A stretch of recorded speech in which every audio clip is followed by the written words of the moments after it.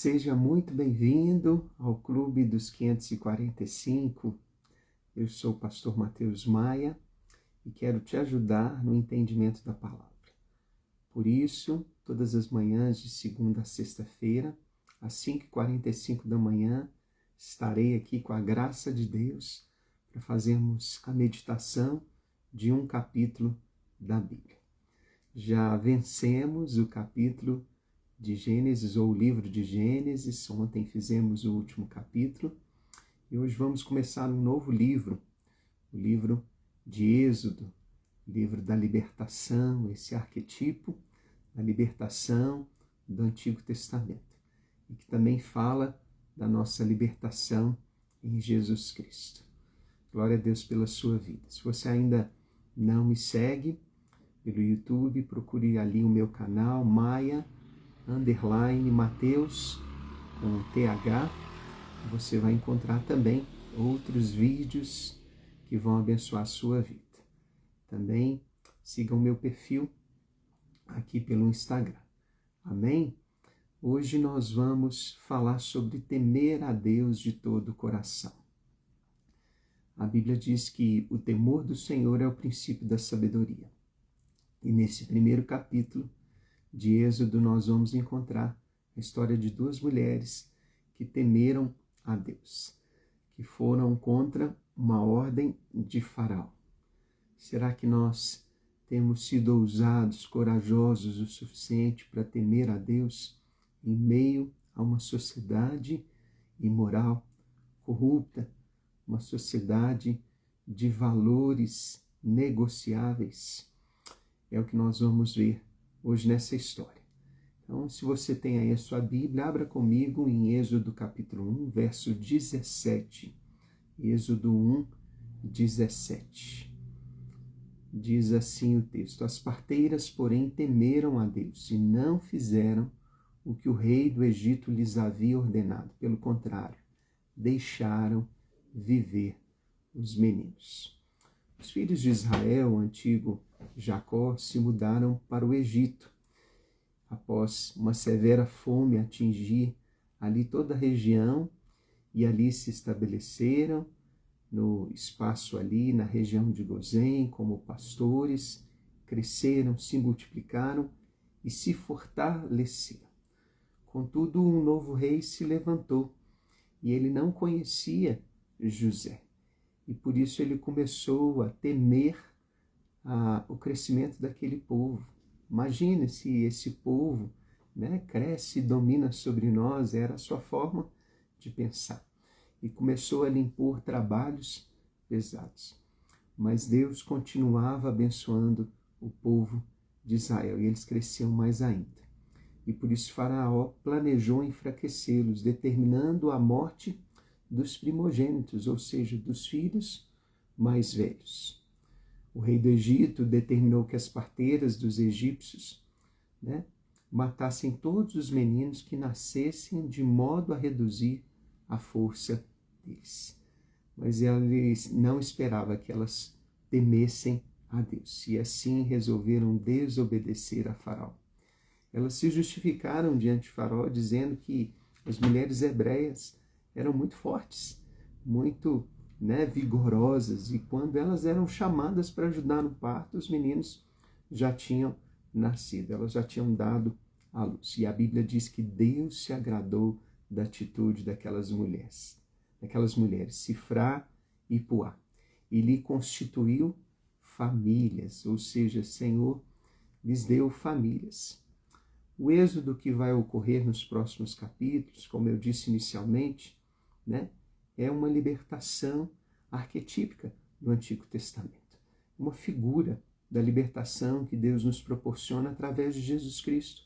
Quando nós verdadeiramente somos livres pelo seu poder, o poder da sua palavra, que nos liberta do diabo, nos liberta do pecado, da filosofia deste mundo, nos liberta de nós mesmos. Nos liberta dessa ideia individualista, hedonista, humanista, tão presente nos dias de hoje. E assim passamos a experimentar uma nova vida de liberdade no Espírito Santo. O objetivo através do livro de Êxodo é levar o povo escravizado a possuir uma nova mentalidade e desfrutar de uma vida governada por um rei eterno, não um rei humano, mas o Senhor de toda a terra. Mesmo diante da escravidão e longe da sua terra, Deus protegeu o seu povo usando 2 mulheres para salvar muitos meninos. E também usou a própria filha de Faraó, que depois adotou um desses meninos quando ela ouviu o menino chorando no rio e pediu para trazer para si, e acabou que Miriam estava ali próximo e ela se ofereceu, para chamar uma hebreia, acabou chamando a própria mãe de Moisés para poder criar esse menino. Aquelas 2 mulheres em especial, Sifrá e Puá, foram muitíssimos corajosas, pois elas arriscaram as suas vidas em favor do seu povo.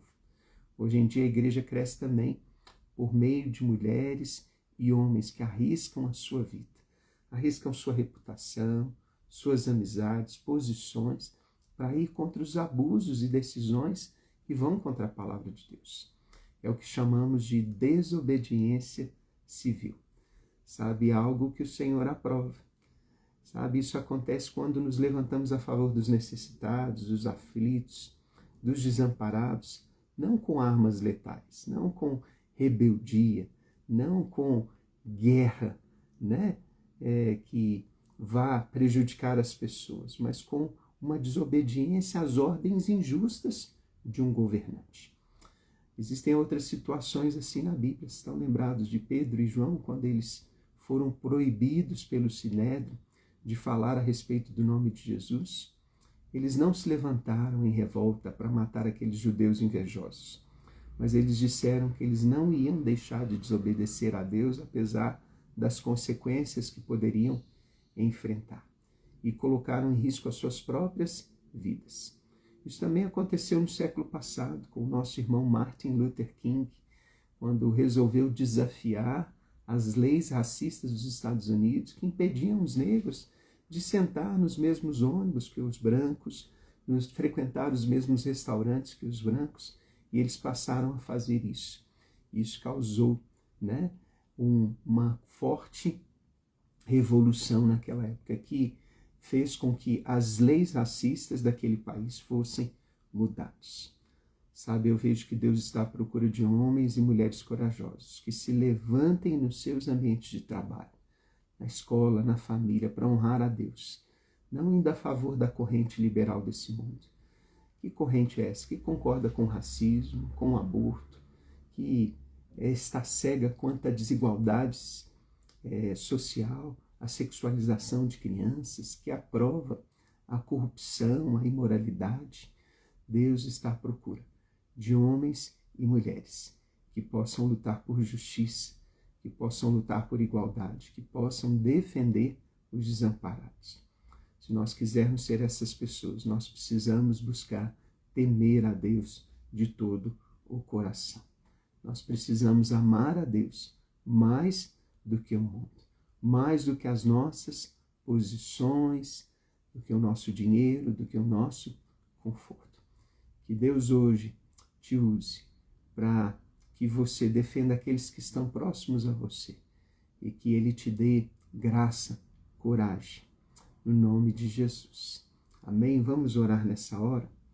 Pai, assim como aquelas 2 mulheres que temeram a Ti, nos dê essa coragem e sobriedade no Senhor para temer a Ti todos os dias das nossas vidas.